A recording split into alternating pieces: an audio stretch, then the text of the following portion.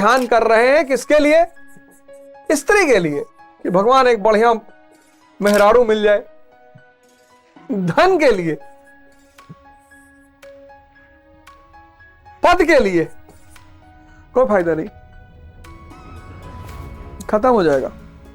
बहुत निराश होंगे आप, बहुतों को तो कुछ मिलेगा भी नहीं। एक आध हजार, एक आध लाख में से एक आध को मिल जाएगा, वो भजन गाने लगे, लेकिन बहुतों को तो कुछ मिल भी नहीं करेगा। इसलिए लोग बहुत निराश होते हैं। बहुसंख्यक लोग निराश ही रहते हैं कि 10 साल से आई थे भैया, 15 साल से आई था, गुरु महाराज सुनत नहीं है। सब सुन रहे हैं, तुम रास्ता गलत पकड़े हो। तुम ध्यान करो परमात्मा के लिए।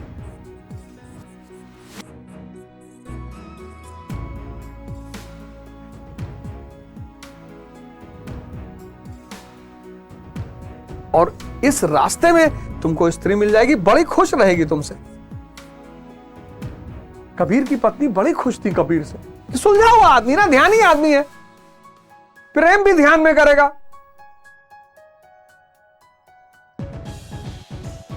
प्रेम भी ध्यान में करेगा, उसको दवा खाने की जरूरत नहीं पड़ेगी।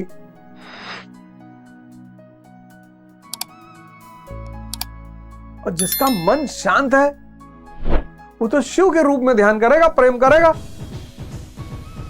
तो ध्यानी पुरुष जब स्त्री के साथ रहेगा तो ध्यानी पुरुष शिव बन जाएगा और स्त्री पार्वती बन जाएगी। और ध्यानी को अगर धन मिल गया, सेवा में लगा देगा। ध्यानी अगर अंबानी बन गया, सेवा में लगा देगा और 10 इंडस्ट्री खड़ी कर देगा। अपने तो चप्पल पहन के चलेगा और लोगों को नौकरियां मिलेंगी और परिवार बसेंगे और खुशी आएगी। ध्यानी अगर प्रधानमंत्री बन गया राजा जनक की तरह, श्रेष्ठतम राजा साबित होगा। चिंतन पद्धति।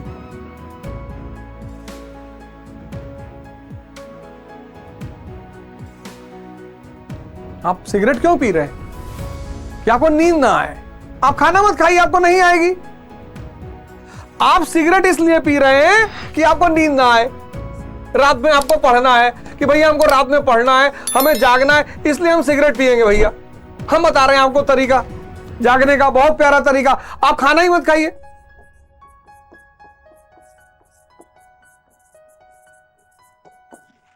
छह घंटा पढ़ना है, 6 घंटा खाना ही मत खाइए। आपको नींद नहीं आए। किसको भूखे पेट नींद आती है? किसको भूखे पेट नींद आती है? आपको अपना स्मरण शक्ति बढ़ाना है, मेमोरी पावर।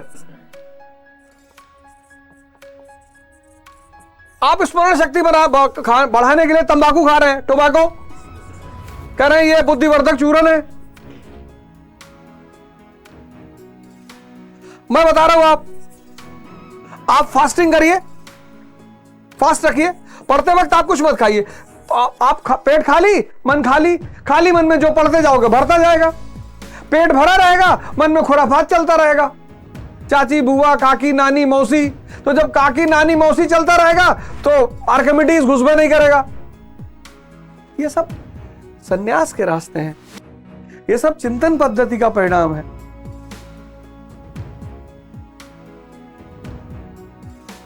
हमको भी किसी जमाने में लगता था कि अगर दुनिया में सब स्त्री मिल जाए तो मजा आ जाए यार। जिस रास्ते से तुम गुजर रहे हो उसी से मैं भी गुजरा हूं। हमको भी हर स्त्री देख के लगता था कि गुरु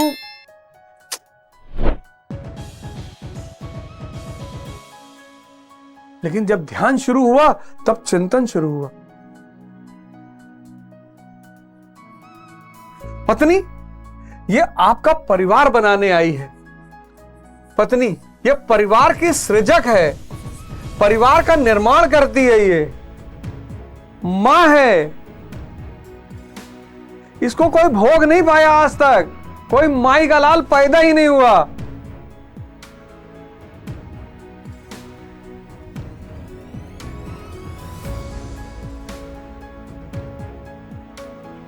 कोई माई का लाल पैदा ही नहीं हुआ।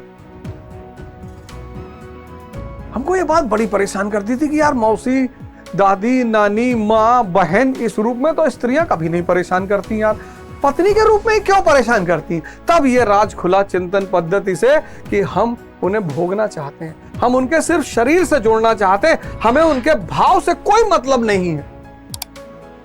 आप खुद सोच के देखो कि आपके भाव से कोई मतलब नहीं है। यह जो हमारी प्रवृत्ति है कि हमें स्त्री की शरीर का सिर्फ भोग करना है, हमें उन्हें उनका भाव से कोई मतलब नहीं है। महीने में एक समय होता है जब उनके पीड़ा का समय होता है, सारी स्त्रियों को होता है। महीने का एक समय स्त्री की पीड़ा का समय है।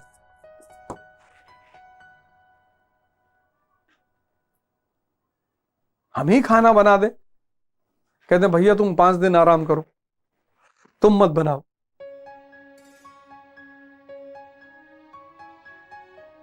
हम बनाएंगे 5 दिन खाना। हमें प्रेम कब मिलेगा? जब हम किसी के भाव का सम्मान करेंगे।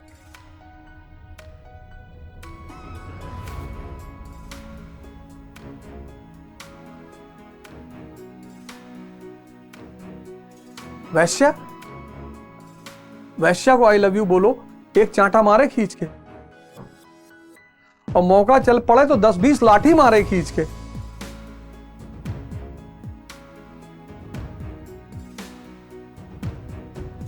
गाना है बड़ा पुराना, तवायफ कहां किसी के साथ मोहब्बत करती है, मगर अगर करती है तो फिर कयामत करती है। वही चीज तो उसके जीवन में मिसिंग है। वो जानती पुरुष आया, पैसा देगा, शरीर का भोग करेगा, चला जाएगा, इसको क्या पता भाव क्या होता है। लेकिन जिस दिन पत्नी को पता चल गया कि आप उसके भाव का सम्मान करते हैं, फिर आप उसका रूप देखिए साहब,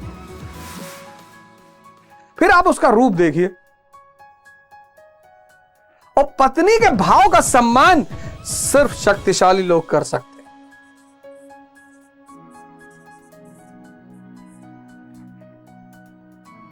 मरा हुआ आदमी